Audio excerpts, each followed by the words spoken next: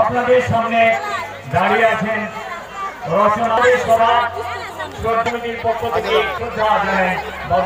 অত দূরে বিষয় বুঝছো। আচ্ছা, তাকে আমরা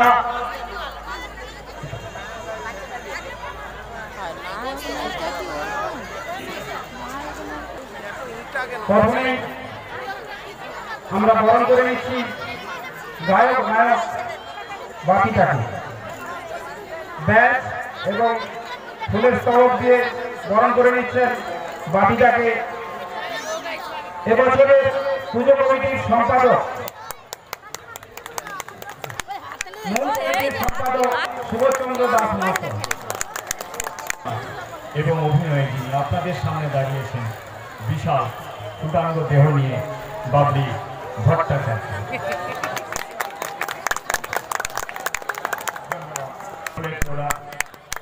এবং ব্যাগ চড়িয়ে বরণ করে নিলেন। সঙ্গে সঙ্গে প্রদীপ মণ্ডল কি নাম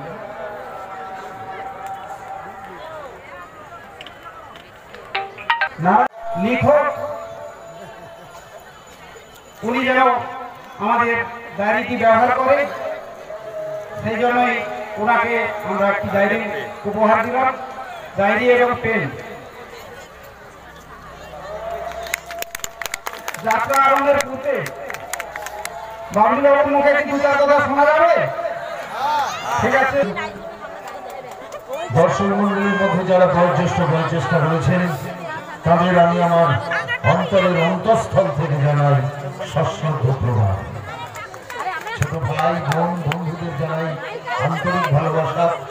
যাত্রার আগে বক্তব্য আপনাদের ভালো লাগবে না, যাত্রার মধ্যে বক্তব্যগুলো ভালো লাগবে। এখন সময় নষ্ট করে আপনাদের বিরক্ত করা ছাড়া কিছু নয়। তবে একটা কথাই বলবো, এই মঞ্চে আজকে আমাকে যে ডায়েরি আর পেনটা তুলে দেওয়া হলো, আমি কথা দিচ্ছি আমি এবছর আমাদের কলকাতা চিতপুর যাত্রায় 8টি পালা লিখেছি। টোটাল 8টি পালা লিখেছি এই ডায়েরিতে। সেই 8টি পালার মধ্যে একটি পালা আমি অবশ্যই লিখব। ধন্যবাদ। যাত্রার শেষে যদি আপনাদের ধৈর্য থাকে আপনারা নিজ আসনে বসিয়া থাকিবেন, আমরা ছোট্ট একটি গানের অনুষ্ঠান করে দেব। সকলে ভালো থাকুন। শুরু হোক আজকের যাত্রা।